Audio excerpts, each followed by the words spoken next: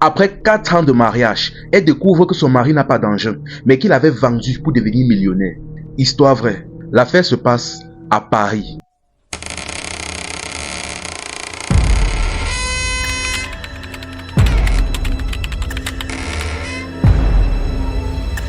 L'affaire s'est passée à Paris, au 18e arrondissement. Voici le monsieur en question. Ici, on va l'appeler Victor. Victor donc est un homme riche. Un homme très riche. Victor donc en question travaille à la mairie. Mais le problème est que le travail qu'il fait ne lui permet pas d'avoir cette fortune. Ou du moins ne justifie pas la fortune, les richesses et le luxe qu'il possède actuellement. Pour faire simple, c'est un peu comme si un maçon touchait 2 millions par mois. C'est absurde et c'est injustifiable. Maintenant un jour donc, pendant une soirée, le fameux Victor en question a rencontré une jeune fille, une Ivoirienne. Ici, on va l'appeler Laetitia.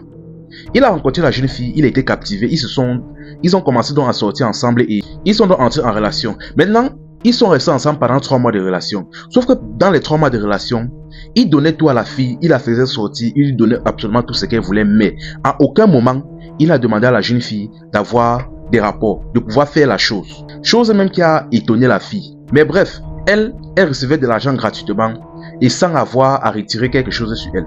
Donc, elle ne se plaignait de rien. Mais après les 3 mois de relation, donc, il a demandé à la jeune fille en mariage. La jeune fille était étonnée, mais elle a accepté. Le monsieur était un homme insolemment riche. Elle a accepté. Il est donc descendu donc au pays donc pour les procédures, c'est-à-dire il a fait la dot, la soirée, le mariage traditionnel puis civil, tout s'est bien passé. Et là donc, elle est rentrée avec lui. Maintenant, vous devez savoir que pendant les 3 mois de relation, elle n'était jamais partie chez lui. Elle n'avait jamais mis les pieds chez lui. C'était toujours soit chez elle, soit dans les restaurants et consorts.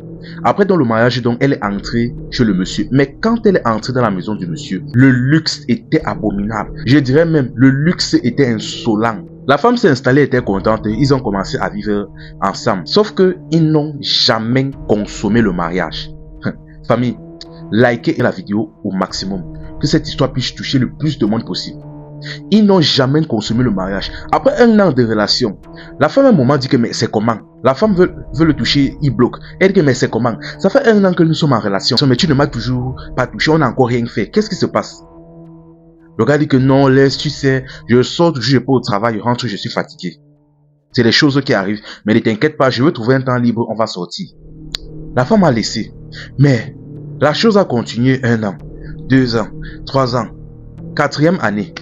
La femme finalement en a eu marre. Un matin, quand il s'est levé pour aller au travail, elle a attrapé, elle a arrêté son pantalon, elle a dit trop, c'est trop. Ça fait 4 ans qu'on est en relation, on n'a encore rien fait. Ça fait 4 ans que nous sommes mariés, on n'a encore rien fait. Et actuellement là, je n'ai pas d'enfant, rien. Les voisins commencent déjà à parler mal de moi, même la famille commence déjà à me dénigrer. C'est quoi avec toi finalement, il y a quoi?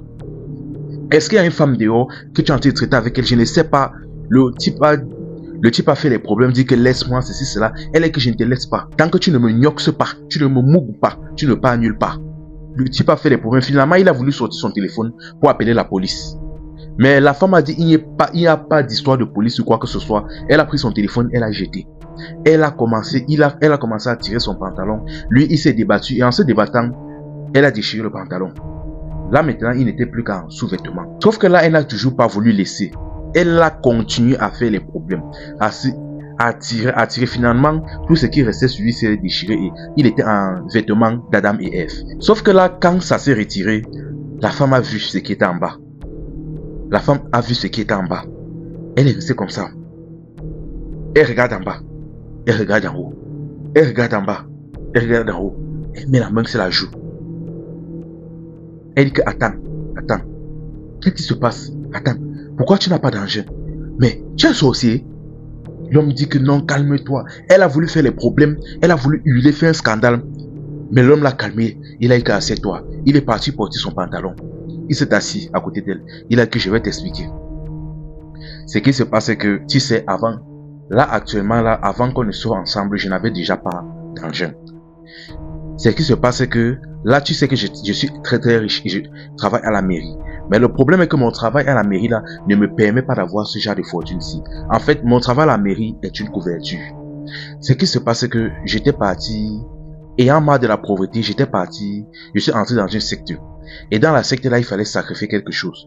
Moi, j'ai mis en gage mon engin. Raison pour laquelle j'ai obtenu tout ce que je veux, mais je n'ai plus la chose en question et je ne peux plus faire ce que tu connais là. Donc franchement, pardonne-moi.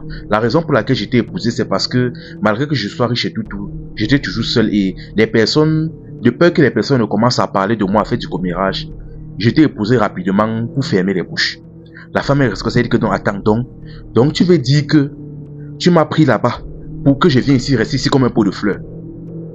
Elle a dit que non. Mon ami, je vais te saboter. Vous connaissez comment les Ivoiriennes sont. Elle a dit, je vais te saboter. Toute ma famille sont au courant de ça. Aussitôt dit, aussitôt fait. Elle a raconté l'affaire là à toute sa famille.